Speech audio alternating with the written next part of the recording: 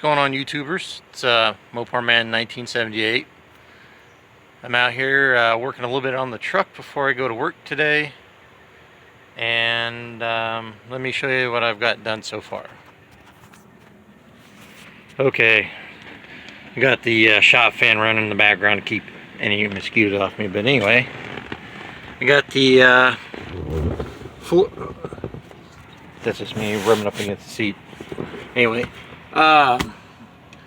got the shifter mounted up in here, not going anywhere.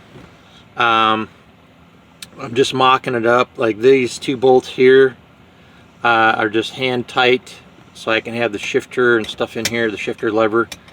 But everything else is done up. I got to get come payday or whatever, I got to buy the box for this. It didn't come with the box. And the little mechanism that slides back and forth to let you know what gear you're in.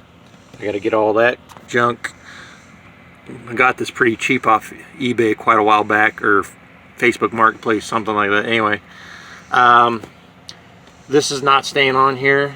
I'm going to use this as a model to go off for the base to mount in here. What I'm going to do is I'm just going to get a thick piece of flat bar, and if I have to, cut it and grind it and shape it. But what I'm going to do is, my dad's got a forge. If we have to, we can go down there and heat it up, or I can take it to a welding shop with that's local here in Branson area, or somebody's house that's got a torch that I know. And what I'll do is I'm going to go ahead and it's going to come up to a certain distance, and then the rod's going to bend and come up. That way it clears both the seat and the dash, and it's going to come up here far enough to where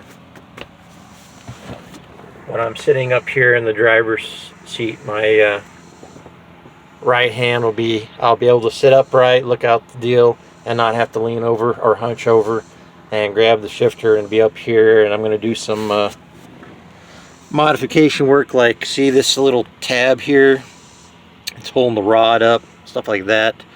I got to extend the rod, and I'm going to make some of these little brackets to weld to the modified shifter lever that I'm going to put in here.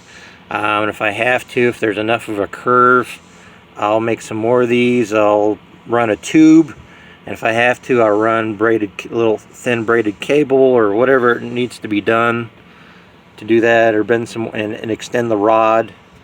Anyway, I'm not going to keep this on here. I've got I'm going to get rid of the shifter rod up here on the column, and I think what I'm going to do is I'm going to end up keeping the ram's head, and out in front of the ram's head will be this safety lock, so I can just grab a hold of the ram's head like this and use my two fingers here to pull up on the safety rod, the lock. Anyway, do that. But the other thing I got to do is I got to luckily the old shifter that I had bought already came with a 5-foot cable with a Chevy bracket that bolts to the transmission. Anyway, I don't need that, so I found that same bracket that Uncle Tony found online for $60-some. I actually found it for about 30-40 bucks through Jags and Speedway and whatnot. I got to mount that on the transmission there, just underneath the on the transmission pan. I got to buy longer bolts. Anyway, I got to bring the cable out probably tomorrow, figure out where I want to drill the hole in the floor, and then what you do is you put the hole in the floor, and then you take like a long heavy-duty rod, slide it down into the hole, and then while you got it there, you take a hammer and you tap down on the rod so it puts a rectangular dimple in there, so the rod can go, the rod slash cable can go down at an angle, or I should say the cable. It curves like it's supposed to, instead of going kinking or whatever. But anyway, I've done that to the dart quite a while back. Get that taken care of. Get it mounted up to the transmission. That kit has the bracket and the little spacers that go between the oil pan and the bolt, and it comes with all the hardware and the shifter lever and all that stuff, pivot lever, for like 30-40 some bucks online. So I'm just gonna get that. But anyway, didn't want you to think I forgot about the truck.